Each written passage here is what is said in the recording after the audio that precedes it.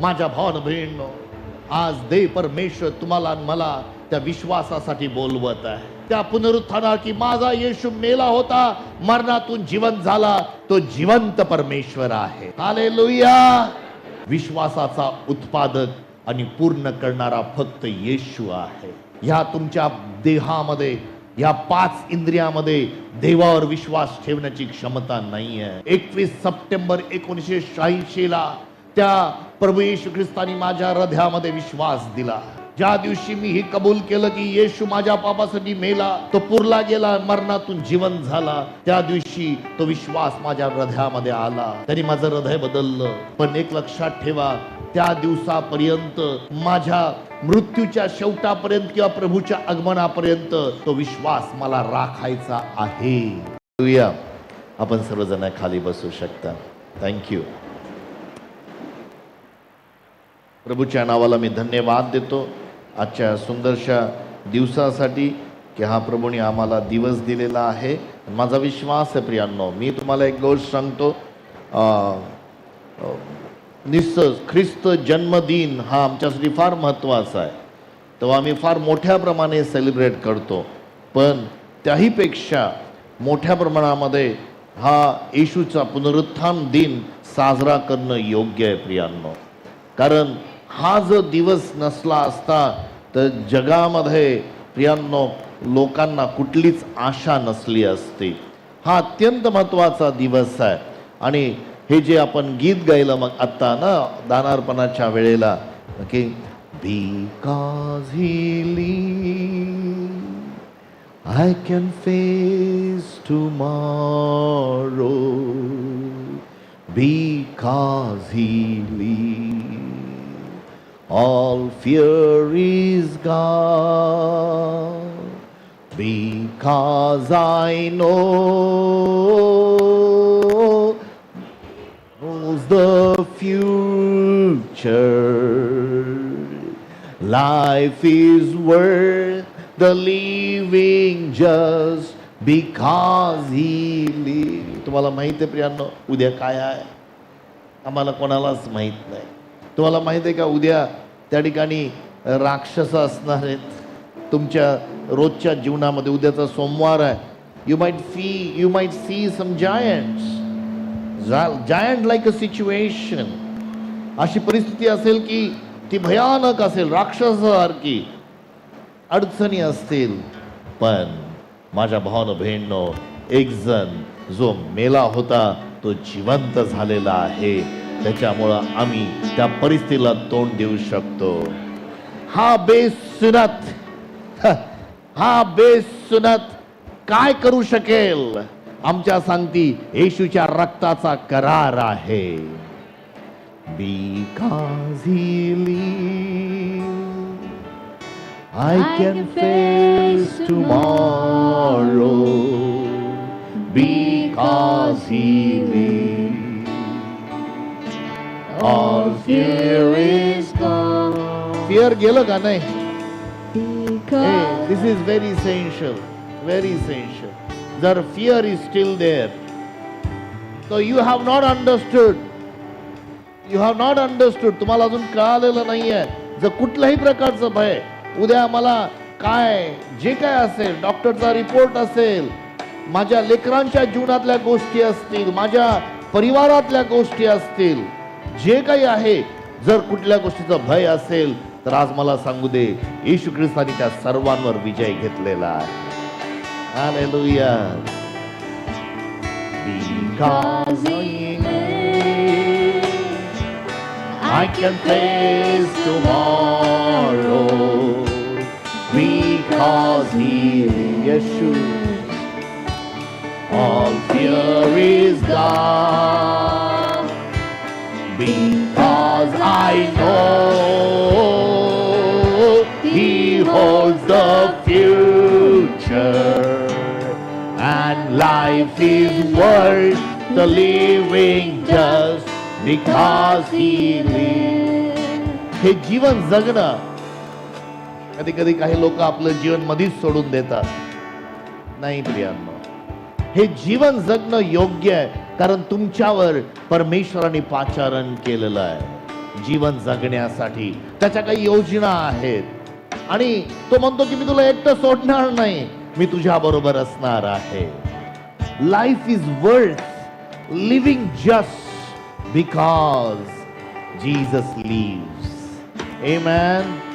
Life is worth हे योग्य आहे कारण येशू जगत आहे, वो जिंदा है, इसलिए मैं मेरे जिंदगी जीने के लिए मुझे आशा है. Hallelujah. Amen. I know that. तुम्हाला माहित आहे का ही गोष्ट प्रियांनो की येशू जिवंत आहे. बऱ्याच वेळा काही काही गोष्टी आम्हाला माहित नसतात आणि त्या फक्त मनामध्ये असतात. But you should know in your heart. तुमच्या हृदयात ते माहित असलं. आजपासून 6000 वर्षापूर्वी 6025 वर्षापूर्वी परमेश्वराने सुंदरशी पृथ्वी तयार केली. तो म्हणाला पृथ्वी हो आणि पृथ्वी तयार झाली. 6 दिवसामध्ये एवढं सर्व काही सुंदर निर्माण केलं आणि त्याने निर्माण केलेली पृथ्वी मानवाच्या हातामध्ये दिली. म्हणाला या पृथ्वीवर राज्य कर, रूल ऑन दिस अर्थ. मानवाला त्या पृथ्वीवर राहण्यासाठी मोकळेका होती. मृत्यू मरण म्हणजे काय कोणालाच माहित नव्हतं. मरणाबद्दल काहीच प्रश्न नव्हता. सर्व काही सुंदर होतं, अद्भुत होतं. प्रियांनो, मागच्या 10 दिवसापूर्वी मी मनालीमध्ये होतो आणि मी 10,000 फुटापर्यंत वर चढून गेलो त्या डोंगरावर आणि त्या ठिकाणी इतकं सुंदर, फार अद्भुत असं ते डोंगराच्या रांगा सौंदर्याने भरलेल्या. मला सांगू द्या, बर्फाच्छिदित. तिथून थोडंसं खाली आलो आणि हिरवगार. तिथून थोडंसं अजून खाली आलो आणि फुलपाखरं. त्या तुम्ही इमॅजिन करू शकता ज्या वेळेला आदाम आणि हवेसाठी देवाने ती बाग निर्माण केली, किती अद्भुत आणि सुंदर बाग होती. देवाने मृत्यू निर्माण नव्हता केला, पण कोणीतरी एक जण आला जो फसव्या आहे, तो लबाड आहे, तो खोटारडा आहे. हवे सांगती त्याने हितगुज केली आणि मग तिने पण ज्याच्याबरोबर नको त्याच्याबरोबर चॅटिंग केलं. काही गरज नव्हती त्याबरोबर चॅटिंग करायची, काही गरज नव्हती. तो व्यक्ती नव्हता तिच्या जीवनामधला. नाही, फसली गेली. आदामाने पाहिलं, आदामाने स्वइच्छेने, स्वतःच्या योजनेने, स्वतःला समजून उमजून त्या हवेवर प्रेम केलं आणि त्याने ते फळ खाल्लं आणि मृत्यूची सुरुवात झाली. माझ्या भावानं बहिणींनो, त्या दिवसांपासून जगातला प्रत्येक व्यक्ती मृत्यूवर मात करण्यासाठी प्रयत्न करत आहे. खूप प्रयत्न झाला. माझ्या भावानं बहिणींनो, ज्या वेळेला पूर आला, पुराच्या आदल्या काळामध्ये त्या ठिकाणी सर्वात अधिक जीवन जगला तो म्हणजे मथुशेलह. 969 वर्ष जगला, पण 1000 पार करू शकला नाही. कारण परमेश्वराने शब्द दिला होता की ज्या दिवशी तू फळ खाशील त्याच दिवशी तू खचित मरशील. देवासाठी 1000 वर्ष एका दिवसासारखे आहेत. आणि म्हणून ते मृत्यू त्याच्यावर राज्य करायला लागला. मृत्यू या पृथ्वीवर राज्य करा, मृत्यूवर मात करण्यासाठी राजे लोकांनी प्रयत्न केले. त्यांनी पिरॅमिड्स बांधले.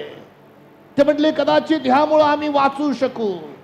त्यांनी प्रयत्न सर्व प्रसंगातून, तुम्ही जर थोडासा इतिहास आणि या गोष्टी अभ्यास केला तर त्या मृत्यूवर मात करण्यासाठी लोकांनी काही काही सांगितलं. कोणीतरी सांगितलं हिमालयामध्ये अमृत मिळतं, जर अमृत ते पाणी जर तुम्ही प्यायलात तुम्ही सर्व काळ जगणार आहात. म्हणून बरेचसे लोक हिमालयामध्ये त्या अमृताला शोधायला गेले, पण ते अमृत कोणाला मिळालं नाही. आजपर्यंत तरी कोणीच तसा जिवंत नव्हता. पण 2025 वर्षापूर्वी एक घटना घडली प्रियांनो, अत्यंत महत्वाची घटना. शब्द देही झाला, सगळे म्हणा, शब्द देही झाला. शब्द देही झाला. त्या शब्दाने ह्या पृथ्वीवर प्रियांनो चालायला सुरुवात केली. तो शब्द पाप विरहित होता.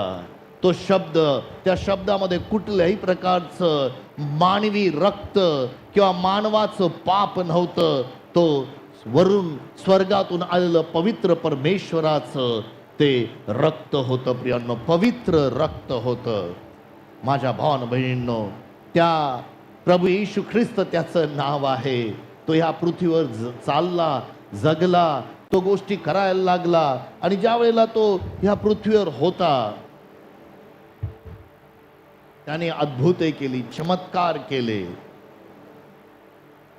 त्या ठिकाणी त्याला वधस्तंभावर खेळण्यात आलं. तो मेला, पण तो पाप विरहित असल्यामुळं तिसऱ्या दिवशी मरणातून तो जिवंत झालेला आहे. हालेलुया. इब्री लोकास पत्राचा 2 अध्याय आणि 14 आणि 15 वचन आम्हाला स्पष्ट सांगतं. येशू ख्रिस्ताचं येण्याचं उद्दिष्ट सांगतं प्रियांनो, की ह्या पृथ्वीवर मृत्यूला हरवण्यासाठी, त्या मृत्यूला नाश करण्यासाठी. इब्री लोकास पत्राचा 2 अध्याय 14 आणि 15 वचन.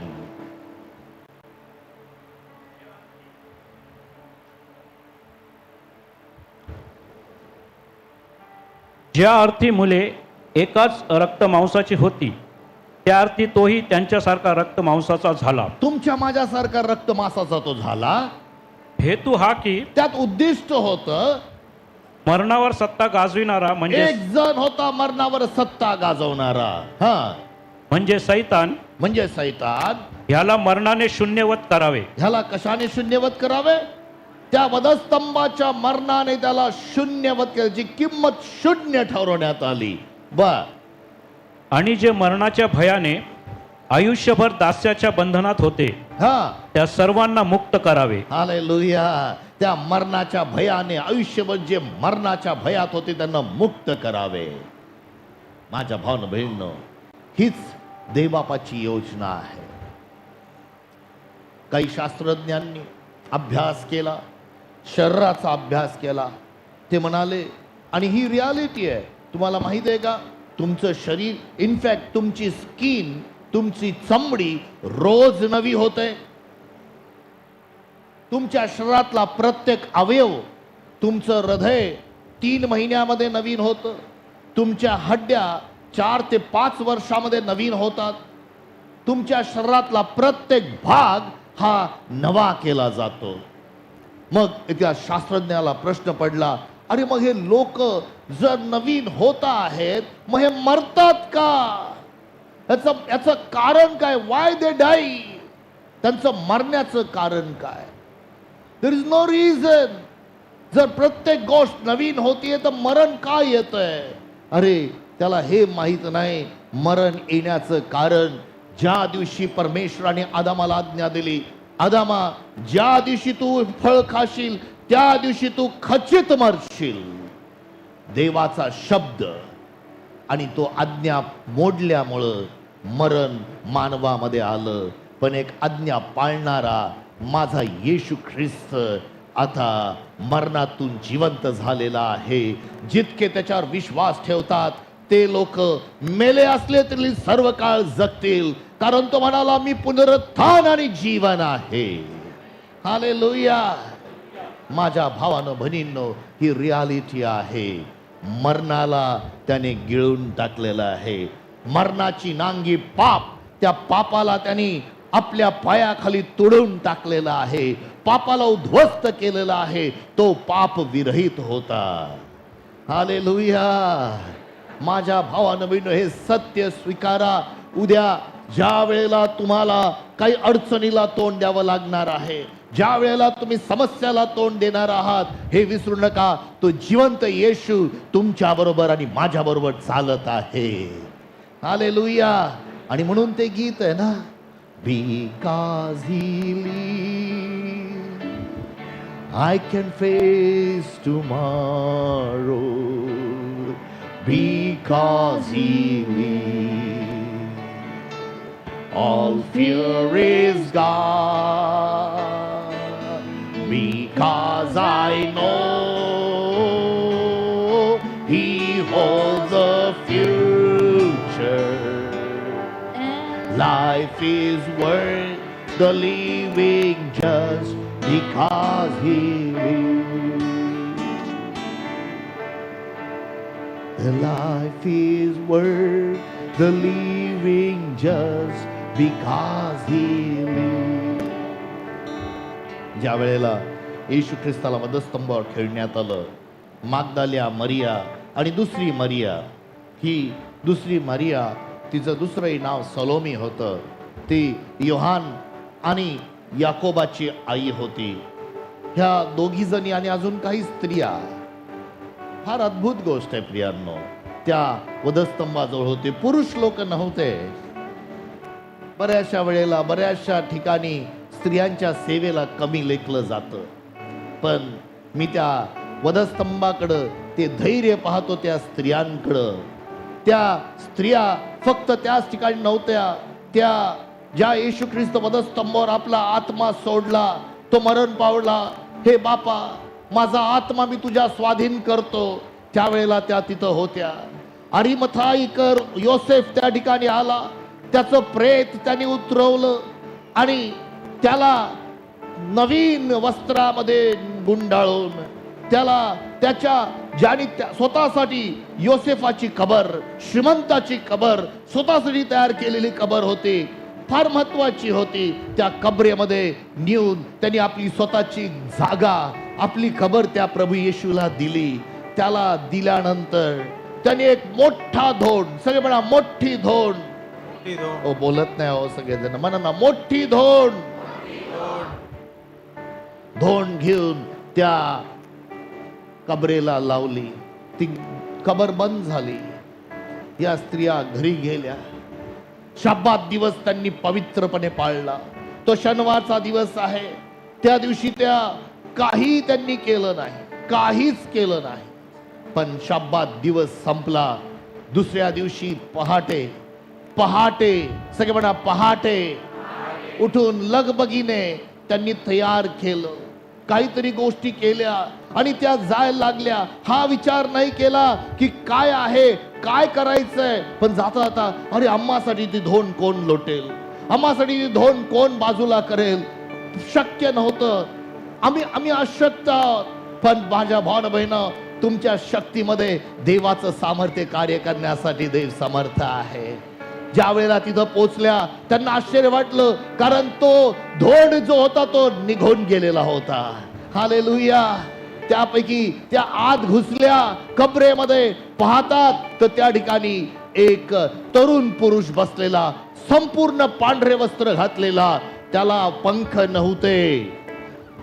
बऱ्याच लोकांना गैरसमज आहे की सगळ्या देवदूतांना पंखच असतात.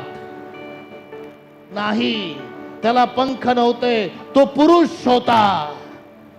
हालेलुया. तुमच्या घरी एखादा व्यक्ती येतो, तुम्ही त्याचं स्वागत करता, आदरातिथ्य करता, न कळत तुम्ही देवताचं आदरातिथ्य केलेलं आहे असं बायबलचं वचन सांगतं. त्या ठिकाणी त्यांनी पाहिलं आणि तो म्हणाला, मला माहित आहे तुम्ही वधस्तंभावर खेळलेला प्रभू येशू ख्रिस्ताला शोधायला आलेला आहात. तो इथं नाही, तो उठला आहे. हालेलुया.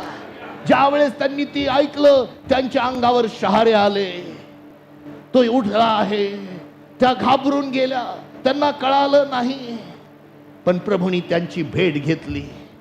प्रभू त्यांच्या सांगती बोलला आणि ज्या वेळेला प्रभूची भेट झाली, माझ्या भावानं बहिणींनो, मार्काचं शुभवर्तमान 16वा अध्याय आणि 11 वचन सांगतं.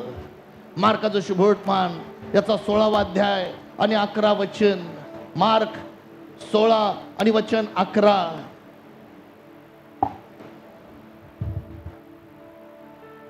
आता तो जिवंत असून तिच्या दृष्टीस पडला होता, हे ऐकून त्यांनी विश्वास ठेविला नाही. तिने जाऊन आपल्या सर्व शिष्यांना सांगितलं की ऐका, मी येशूला पाहिले. सगळे म्हणा, मी येशूला पाहिले. प्रियांनो, ही फार महत्वाची गोष्ट आहे. तिने येशूला पाहिलं, पुनरुत्थित ख्रिस्ताला पाहिलं. तिने जाऊन आपल्या मित्रांना, आपल्या शिष्यांना, आपल्या नाते, हे मी येशूला पाहिलं. शिष्य बसलेत, हे काहीतरी काहीतरी बडबड करतीये, बाव चळली आहेस तू,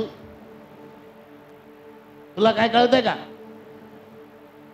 त्यांनी विश्वास ठेवला नाही. सगळे म्हणा, त्यांनी विश्वास ठेवला नाही. येशू ख्रिस्त पुनरुत्थानानंतर प्रियांनो, तो चालत असताना 2 शिष्य वैतागले.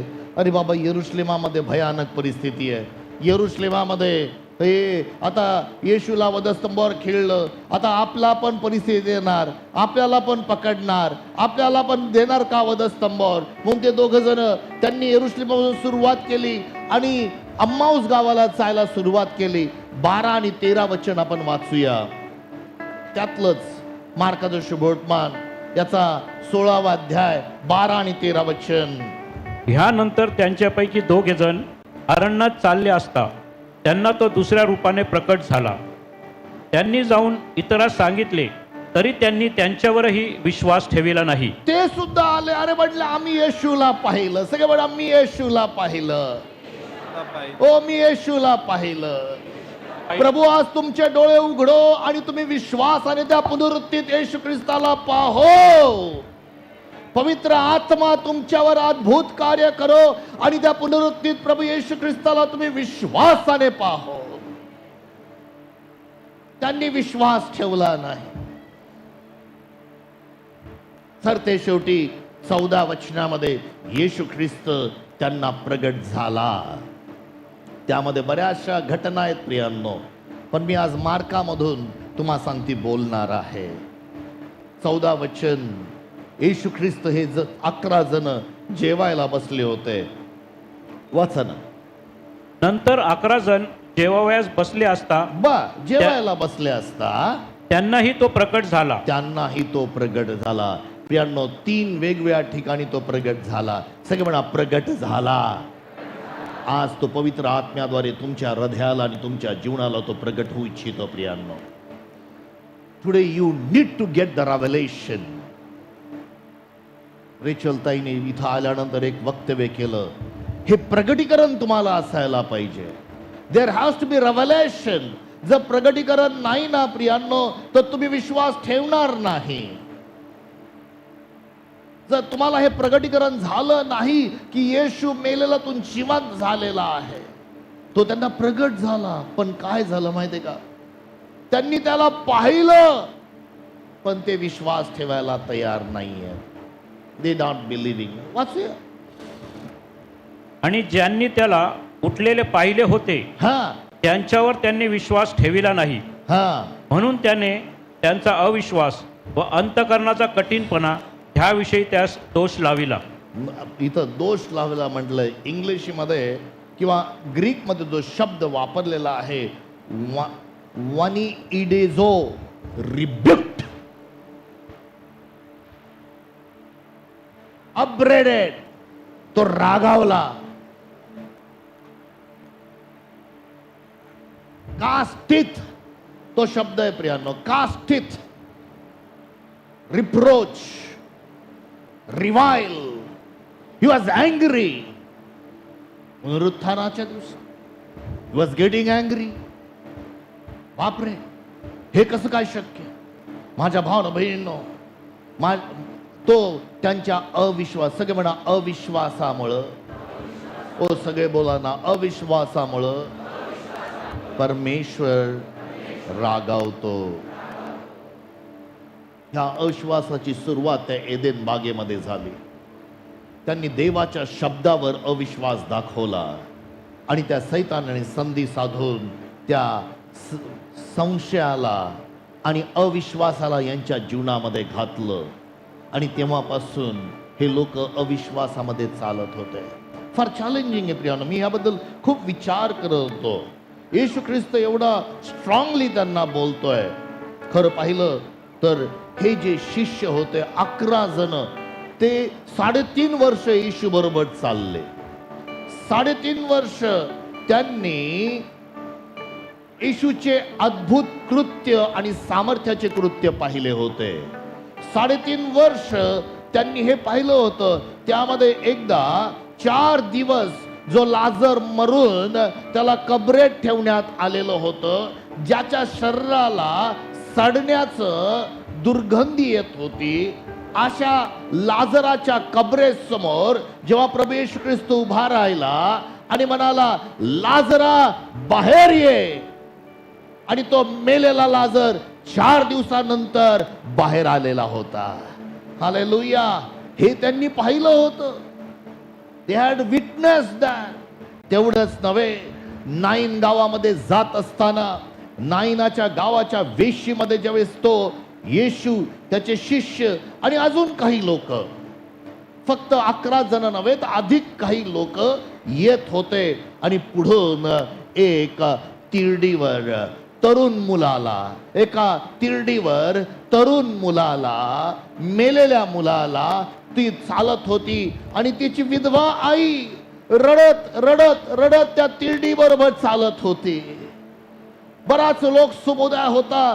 तिरडी घेऊन जाणारे 4 जण होतेच त्या ठिकाणी. येशू ख्रिस्त त्या विधवेकडे गेला, बाई रडू नको, आणि तिचे अश्रू त्याने पुसले. तो तिरडीकडे गेला, त्या तिरडीला त्याने हात लावला, ते खांदेकरी उभे राहिले. त्याने म्हटलं, हे मुला, मी तुला सांगतो, ओठ, आणि मेलेला मुलगा परत जिवंत झाला. हालेलुया. हे त्यांनी पाहिलं. दे हॅव विटनेस दिस. त्यांनी हे पाहिलं होतं. त्यांनी हेही पाहिलं होतं की ज्या वेळेला याईर येशू ख्रिस्ताच्या येऊन पाया पडला, मंदिराचा अधिकारी, तो मृत्यूच्या परिस्थितीमध्ये काही करू शकत नव्हता, ज्याला पूर्ण पवित्र शास्त्र माहित होतं, जो मंदिरामध्ये सेवा करत होता, त्याला मृत्यूला सामोरा जात असताना काही करता येत नव्हतं. त्याच्या 12 वर्षाची मुलगी त्या ठिकाणी मरणाला तोंड देत होती. तो म्हणाला, गुरुजी, माझ्या घरी या, माझ्या मुलीवर हात ठेवा म्हणजे ती जगेल. येशू त्याच्याबरोबर चालत चालत गेला. रस्त्यामध्ये बातमी आली, गुरुजीला त्रास देऊ नका, मुलगी मेली आहे. पण प्रभू म्हटला, भिवू नको, विश्वास मात्र धर. सगळे म्हणा, भिवू नको, विश्वास मात्र धर. सर्व शिष्य त्याबरोबर गेले. येशू ख्रिस्ताने बाकीच्या शिष्यांना बाहेर ठेवलं, पण तो याकोब, योहान आणि पेत्रांना घेऊन त्या घरामध्ये गेला, आणि ती मुलगी 12 वर्षाची मृत होती. तिला म्हणाला, तलिता खुम, मुली, मी तुला सांगतो, उठ. आणि मेलेली मुलगी उठून चालू लागली. Praise the Lord. त्यांनी हे पाहिलं होतं, पण त्यांच्या मनामध्ये ह्या 3.5 वर्षापर्यंत, आज मी तुम्हाला चॅलेंज देऊ इच्छितो, येशू ख्रिस्ताबरोबर हे शिष्य चालत होते. त्यांनी तेवढंच नव्हे, मला नाही वाटत फक्त हे 3च मेलेले लोक उठले असतील. योहान म्हणतो, इतके चमत्कार त्यांनी केले की अख्ख्या समुद्राचं पाणी शाई म्हणून वापरलं, जगातल्या वह्या वापरल्या तरी सुद्धा ते पुरणार नाही. निश्चितच अद्भुते घडले असतील, क्षणाक्षणाला मोठं कार्य घडत होतं. दे विटनेस्ड इट. पण त्यांच्या हृदयामध्ये कुठंतरी अविश्वास आलेला होता, कुठंतरी संशय आलेला होता. मी कसा जाऊन त्या येशूच्या कबरेकडे येशूला हाक मारू? हे नाही, तुला गरज नाहीये. देवाने रोमकरास पत्र 8 अध्याय 11 वचन सांगतं, तोच आत्मा ज्या आत्म्याने येशू ख्रिस्ताला मेलेल्यातून जिवंत केले, तो तुमच्यामध्ये वस्ती करतो. प्रियांनो, हालेलुया, प्रेज द लॉर्ड. रोम 8:11 काय म्हणतं? ज्याने येशूला मेलेल्यातून उठविले, ज्याने येशूला मेलेल्यातून उठवले, त्याचा आत्मा जर तुमच्यामध्ये वस्ती करीतो, त्याचा आत्मा जर तुमच्यामध्ये वस्ती करतो, तर ज्याने ख्रिस्त येशूला मेलेल्यातून उठविले, तो तुम्हामध्ये वस्ती करणाऱ्या आपल्या आत्म्याने तुमची मरते शरीरही जिवंत करील. होय प्रियांनो, हे हे हे प्रभू काम करणार होता. त्यांना काही करायचं नव्हतं. ते पाहत होते येशू ख्रिस्ताला ऐकत होते, येशू नुसतं मेल्यातून जीवन झाला, पण विश्वास ठेवायला तयार नव्हते. येशू रागवला, अविश्वास, हृदयाचा कठोरपणा, तुम्हाला कळत नाही का? तुम्ही विश्वास का ठेवत नाही? माझ्या भावना बहिणींनो, चॅलेंजिंग परिस्थिती होती. येशू ख्रिस्त या पृथ्वीवर असताना त्यांना शिकवत असे, पापाचं वेतन मरण आहे, पापामुळं मरण आहे. 3.5 वर्ष जो व्यक्ती रात्रंदिवस झोपत होता, खात होता, पीत होता, चालत होता, त्यांच्याबरोबर बोलत होता, जेवत होता, त्या व्यक्तीच्या जीवनामध्ये एकही पाप नव्हतं. पेत्र, योहान, याकोब, अंद्रिया एकमेकाशी भांडत होते. येशू ख्रिस्ताच्या मुखातून एक अपशब्द, एक शिवीगाळ देखील येत नव्हती.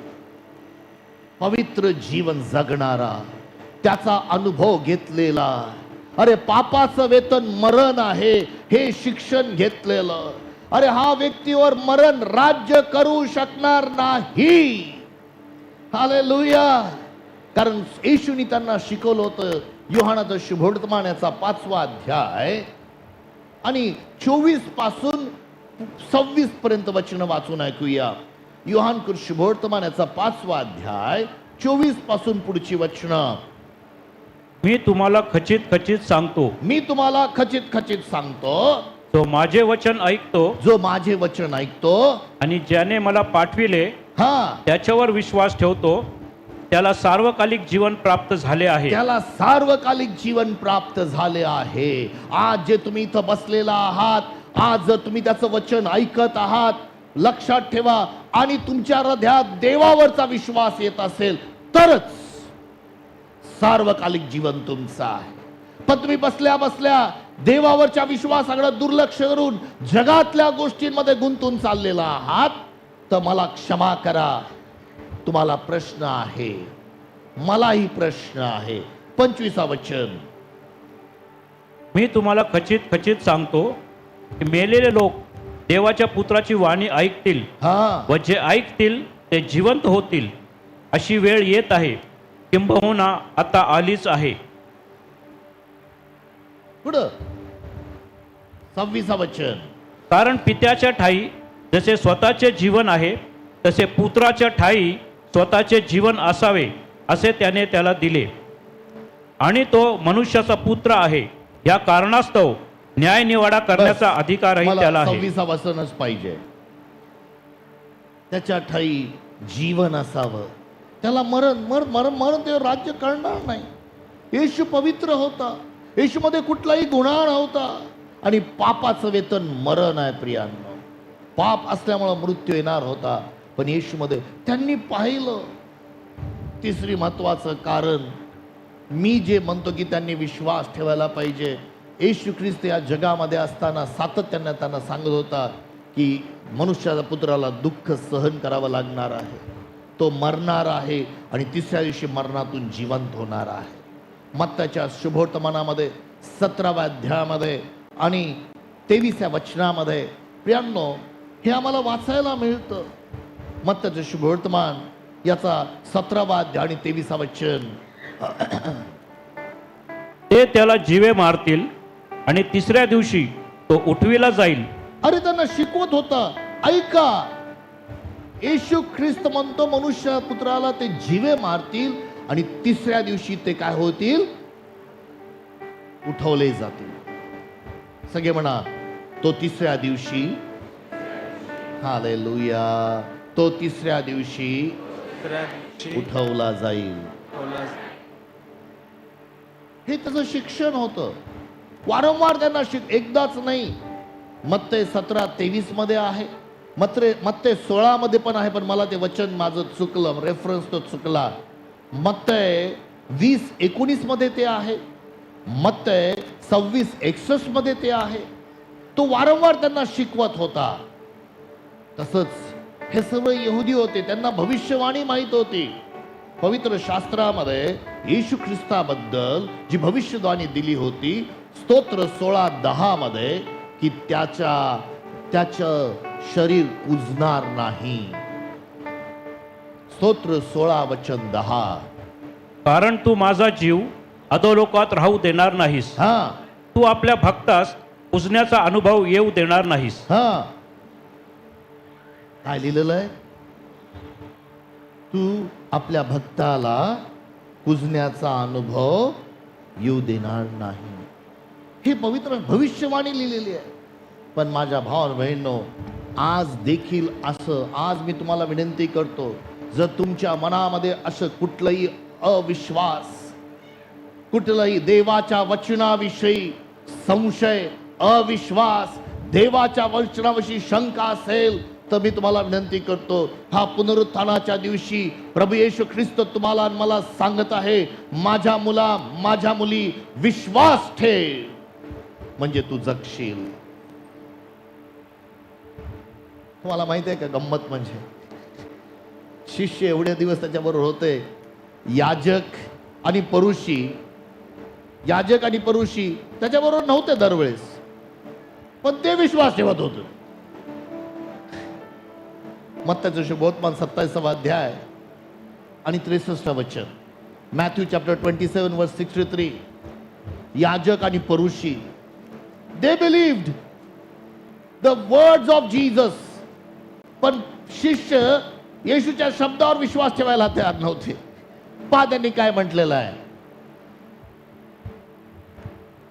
मत्ते 27 वचन 63.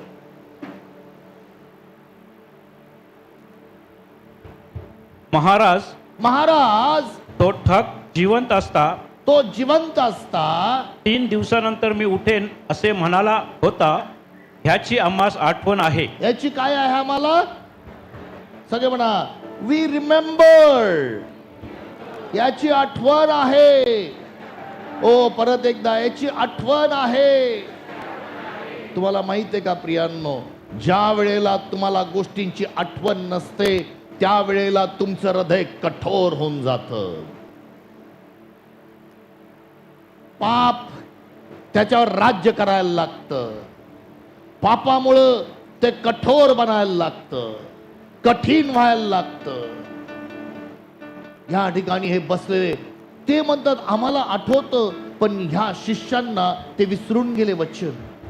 संदेशाचं वचन विसरले, येशूचे वचन विसरले, आणि आता भीतीमध्ये, संशयामध्ये, हृदयाचं कठोरपणा घेऊन बसलेले आहेत. येशू ख्रिस्ताला पाहून देखील ते विश्वास ठेवायला तयार नाही. माझ्या भावानं बहिणींनो, मी आज तुम्हाला सांगायला आलेलो आहे, फार महत्वाची गोष्ट. जर तुम्ही तुमच्या हृदयाकडे काळजी घेतली नाही, तुम्ही किती मोठे मोठे चमत्कार पाहू देत, तुम्ही किती अद्भुते पाहू देत, जर तुम्ही तुमच्या हृदयाची काळजी घेतली नाही, तर एक दिवस हे हृदय कठोर होत होत होत अविश्वासी हृदय बनणार आहे. तुम्हाला आवड न आवड, ही जी परिस्थिती आहे, सेम सिच्युएशन गणनाच्या पुस्तकामध्ये, मला वाटतं गणनामध्येच 14व्या अध्यायामध्ये आलेली आहे. गणनाचं पुस्तक, याचा जर मी ते रेफरन्स सांगतो, याचा 14वा अध्याय आणि 11 वचन. ओके, सेम देव परमेश्वर त्यांच्या सांगती बोलत आहे. मग परमेश्वर मोशेला म्हणाला, परमेश्वर मोशेला म्हणाला, कोठवर हे लोक मला तुच्छ लेखणार आणि किती वेळ मला हे लोक तुच्छ लेखणार, आणि ह्यांच्यामध्ये मी केलेली सगळी चिन्हे पाहूनही, मी एवढे सर्व चिन्ह पाहूनही हे कोठवर माझ्यावर विश्वास ठेवणार नाही. हे अविश्वासी किती वेळ राहणार आहे. येशू ख्रिस्तांना प्रगट होतोय, अरे तुम्ही एवढे अविश्वासी कसे? माझ्याबरोबर मला नाही वाटत इस्रायल राष्ट्र ते चमत्कार फक्त कदाचित सुरुवातीचे चमत्कार मिसर देशामधले आणि त्यांना मिस्रातून बाहेर काढण्याचे चमत्कार कदाचित त्यांनी पाहिले. 3.5 वर्ष रोज रोज रोज रोज रोज every day miracles, every day miracles, every day देवाचं वचन, रोज परमेश्वराचं वचन कार्य करत होतं शिष्याच्या जीवनामध्ये, एव्हरी डे. कधी विश्वास ठेवणार आहे? अविश्वासी हृदय, व्हेरी चॅलेंजिंग. आणि प्रभू येशू त्या हृदयाला, माझ्या भावानं बहिणींनो, विरोध करतो, कारण ते आठवत नाही. लक्षात ठेवा, जर तुम्ही तुमच्या जीवनामध्ये देवाचं वचन तुम्ही आठवणीमध्ये नाही आणलं तर हृदय कठोर होणार आहे. मत्ताचं शुभवर्तमानाचा 8वा अध्याय 17 आणि 18 वचन, किंवा फक्त 17 वचन वाचूया. मत्ताचं शुभवर्तमान, मला वाटतं 17 आणि 18 दोन्ही वचनं वाचायला पाहिजे. मत्ताचं शुभवर्तमान याचा 8वा अध्याय 17 आणि 18 वचन. त्याने स्वतः आमचे विकार घेतले आणि आमचे रोग वाहिले. क्षमा करा, मार्काचं शुभवर्तमान, नॉट मत्तय, आय एम व्हेरी सॉरी. मार्काचं शुभवर्तमान 8वा अध्याय आणि 17 आणि 18 वचन. हृदयाच्या कठोरतेबद्दल तो बोलत आहे. हे जाणून येशू त्यांना म्हणाला, तुमच्याजवळ भाकरी नाहीत, ह्याविषयी चर्चा का करिता? हा, तुम्ही अजून ज्ञानात आणत नाही व समजतही नाही काय? तुमचे अंतःकरण कठीण झाले आहे काय? तुमचे अंतःकरण कठीण झालंय का? वाचा पुढं. डोळे असून तुम्हाला दिसत नाही काय? कान असून तुम्हाला ऐकू येत नाही काय? तुम्हाला आठवत नाही काय? तुम्हाला आठवत नाही का? जर तुम्हाला तुमचं हृदय चांगलं ठेवायचं असेल तर येशूने केलेले चमत्कार, येशूची वचनं, येशूचं कार्य चांगलं आठवा. मी त्याबद्दल 1-2 तास उपदेश करू शकतो आठवणीबद्दल. दावीद महाराज म्हणतो, हे माझ्या जीवा परमेश्वरा धन्यवाद कर, त्याचे उपकार विसरू नको. किती वेळा तुम्ही आपल्या जीवासंती रोज म्हणता, देवाचे उपकार मी विसरणार नाही, मी आठवेन. त्या याजकांनी आणि पुरुषांनी आठवलं, पण शिष्य विसरून गेले येशूचे शब्द.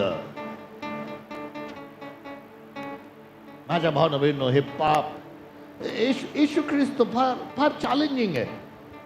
एकदा येशू ख्रिस्त अम्माऊस गावामध्ये चाललेला असताना एक घटना घडली. लुकाचं शुभवर्तमान 24 अध्याय आणि 25 वचन. I want you to read that word, very essential. माझी इच्छा आहे, मी काही वेळा संपवणार आहे, पण एक लक्षात ठेवा, पुनरुत्थानाच्या दिवशी प्रभू आमच्या संगती काहीतरी बोलत आहे. ओके, लुकाचं शुभवर्तमान 24 अध्याय आणि त्याचं 25 वचन. मग तो त्यांना म्हणाला, अहो निर्बुद्धी व संदेष्ट्यांनो, शिष्यांची, अहो निर्बुद्ध आणि संदेश त्यांनी सांगितलेल्या सर्व गोष्टीविषयी विश्वास धरण्यास मतिमंद अशा माणसांनो. काय म्हणतोय तो? मतिमंद. काय म्हणतोय? बोला ना, मतिमंद. कोणाला बोलतोय? संदेश त्यांनी सांगितलेल्या गोष्टीवर अरे, तुमची मती मंद आहे, तुम्हाला एवढं कळत नाहीये? अख्खा बायबल मध्ये पण देवाचं वचन सांगतं, येशू ख्रिस्तानी त्यांचे डोळे उघडले. 24 अध्यायाचं 45 वचन प्रियांनो, 45 वचन, लूक 24:45. तेव्हा त्यांना शास्त्र समजावे. तेव्हा त्यांना, आपण दादाच्या मागे सर्वजण एकत्र बोलूया प्रियांनो हे वचन. हा, तेव्हा त्यांना शास्त्र समजावे म्हणून त्याने त्यांचे मन उघडले. त्यांचे प्रियांनो, आज प्रभू त्याच्या आत्म्याद्वारे तुमचं आणि माझं मन उघडत आहे. हालेलुया. यासाठी की देवाच्या वचनावरचं शास्त्र आम्हाला समजेल.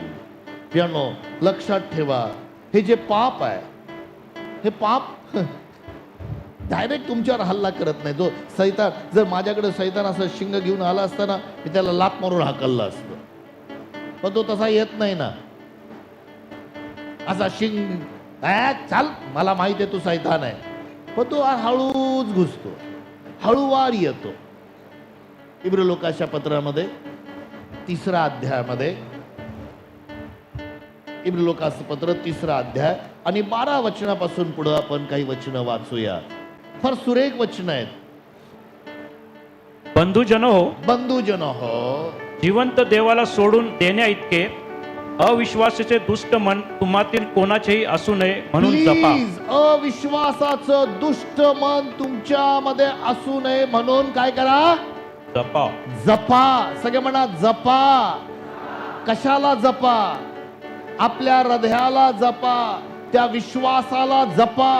बर, जोपर्यंत आज म्हटलेला वेळ आहे जोपर्यंत आज म्हटलेला वेळ आहे तोपर्यंत तुम्ही एकमेकांना प्रतिदिवशी बोध करा. रोज बोध करा. सगळे म्हणा रोज. परत एकदा रोज बोध करा. हा, हेतू हा की उद्दिष्ट हा आहे त्यामध्ये पापाच्या फसवणुकीने पापाच्या इज अ डिसिव्हर. पापाच्या फसवणुकीने तुम्हातील कोणी कठीण होऊ नये. तुमच्यातील कोणाचंही हृदय कठोर होऊ नये. कठीण होता कामा नये.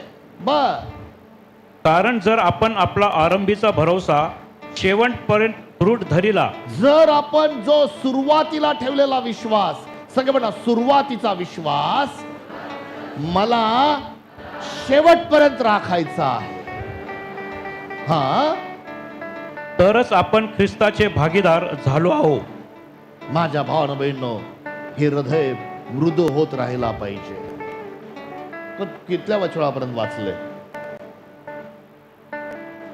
14 वचन, 15 वचन वाचून टाकले.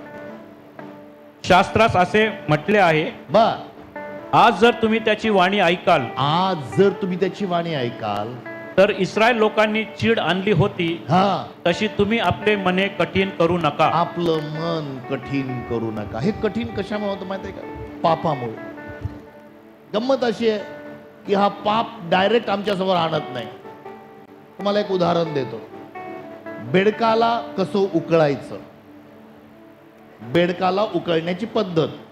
ओके, जर बेडकाला तुम्ही उकळत्या पाण्यात टाकलं ते टणक्कन उडी मारून बाहेर पडतं. ते आत जात नाही. त्याला माहिती आहे उकळतं पाणी आहे. पण बेडकाला घ्यायचं, थंड पाण्यामध्ये ठेवायचं, काही वेळ तसंच ठेवायचं आणि काही वेळानंतर उचलून त्याला हळूच गॅसवर ठेवायचं. गॅस कमी प्रमाणात ठेवायचा, माहिती आहे ना, स्लो ऑन करायचा. काय होतं माहिती आहे? हळू हळू हळू ते पाणी गरम व्हायला लागतं. जसं गरम व्हायला लागतं, बेडूक स्वतःला देखील त्या पाण्याच्या त्याबरोबर काय करतो? ॲडजस्ट करून घेतो. हळू हळू. समजून घ्या मी काय बोलत आहे. हे जे पाप करण्याचा सैतानाचा मार्ग असाच आहे. तो तुम्हाला डायरेक्ट चल ये हे पाप करायला लावत नाही. तो काही शिंग घेऊन तुमच्या समोर येत नाही.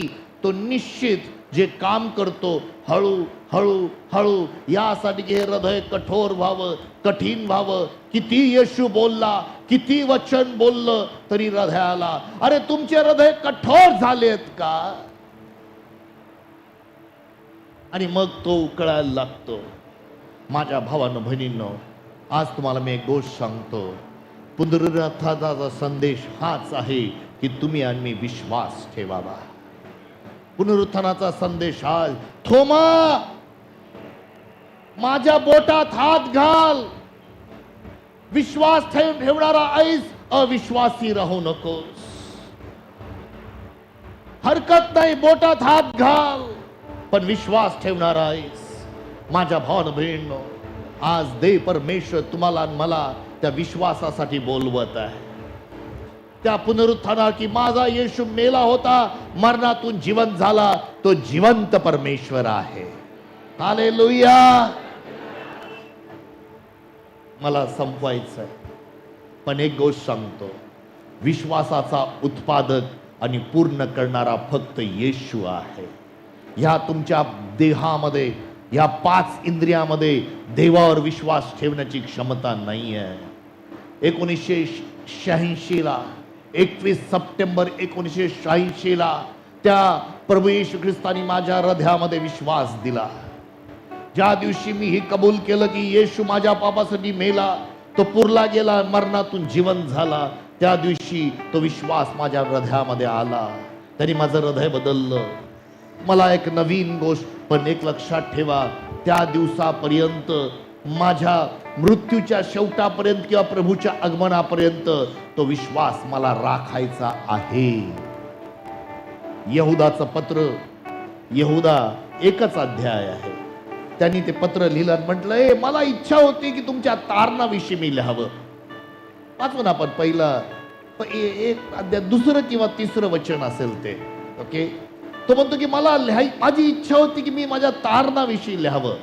यहुदाचं पत्र प्रकटीकरणाच्या अगोदरच आहे. ओके, आपल्याला लगेच सापडतं ते.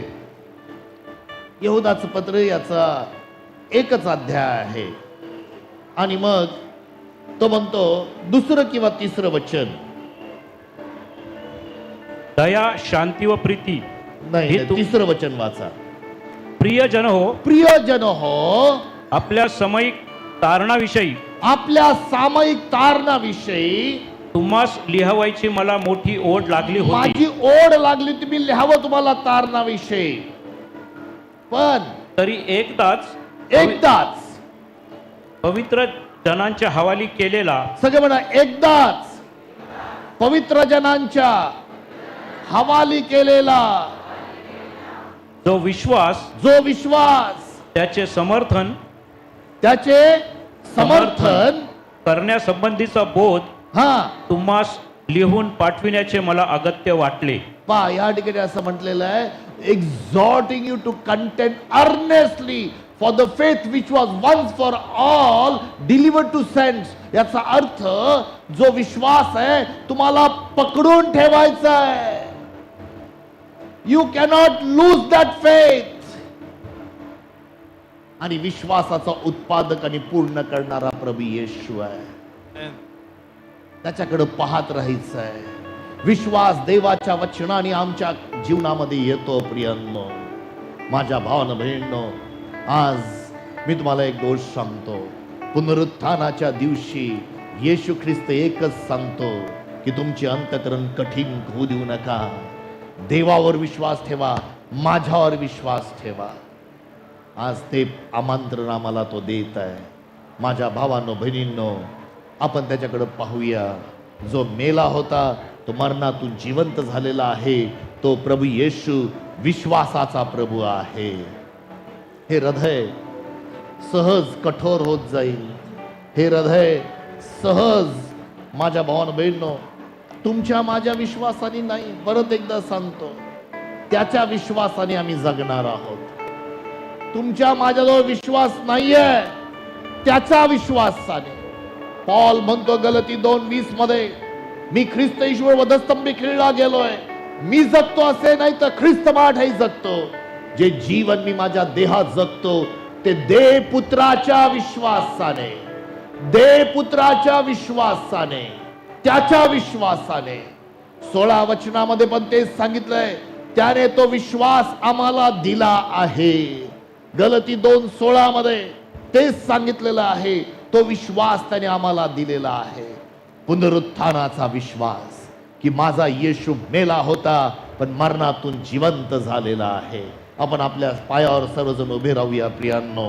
आणि आज त्या विश्वासाला आपल्या हृदयामध्ये, आपल्या जीवनामध्ये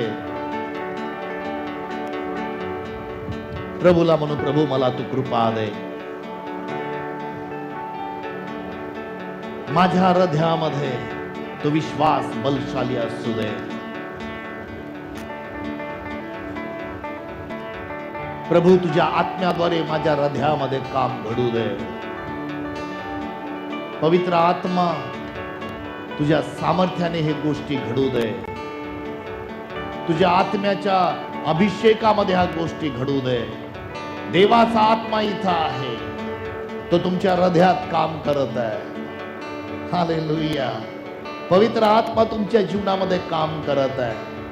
आज ते कठीण हृदय तो वितळून टाकत आहे. ते पापाला सवकलेलं हृदय तो काढून टाकत आहे. आणि तो सॉफ्ट हृदय, मृदू हृदय, मऊ हृदय तुमच्या जीवनामध्ये देत आहे. सर्व रक्षणीय वस्तूपेक्षा आपल्या अंतःकरणाचे विशेष रक्षण कर, कारण त्यातूनच जीवनाचा उगम वाहतो. माझ्या भावानं बहिणीनं माझ्या मागे ही प्रार्थना करा. स्वर्गीय पित्या, आज येशूच्या नावामध्ये माझ्या हृदयामध्ये प्रभू येशू, मी तुझा स्वीकार करतो, मी कबूल करतो, मी जन्मता पापी आहे. माझ्या पापासाठी प्रभू येशू मरणातून जिवंत झाला, तो वधस्तंभावर मेला. तिसऱ्या दिवशी देवाने त्याला मेलेल्यातून जिवंत केलं. असा विश्वास माझ्या अंतःकरणात मी ठेवतो. माझा येशू जिवंत आहे, तो माझा प्रभू आहे. धन्यवाद येशू. आमेन. पिता, आम्ही तुला धन्यवाद देतो. इथं उपस्थित प्रत्येकाच्या रक्ताचं कुंपण घालतो आणि तुला विनंती करतो पित्या, प्रत्येकाच्या हृदयामध्ये आज ते मऊ हृदय निर्माण होऊ दे, ते कठोर हृदय निघून जाऊ दे. पवित्र आत्म्या, तुझ्या सामर्थ्याचं काम घडव. आज आरोग्याचं सामर्थ्य मोकळं होऊ दे. त्या आजारांना, विकारांना, त्या दुखण्याला मी धमकावतो, आज्ञा करतो, निघ येशूच्या नावामध्ये. आणि प्रभू, तुझ्या सामर्थ्याच्या गोष्टी घडवू दे. तुला धन्यवाद देतो, तुझी स्तुती करतो. याच्या दिवसाबद्दल तुझे आभार मानतो. येशूच्या नावामध्ये आमेन आणि amen. Hallelujah, hallelujah. Thank you Jesus.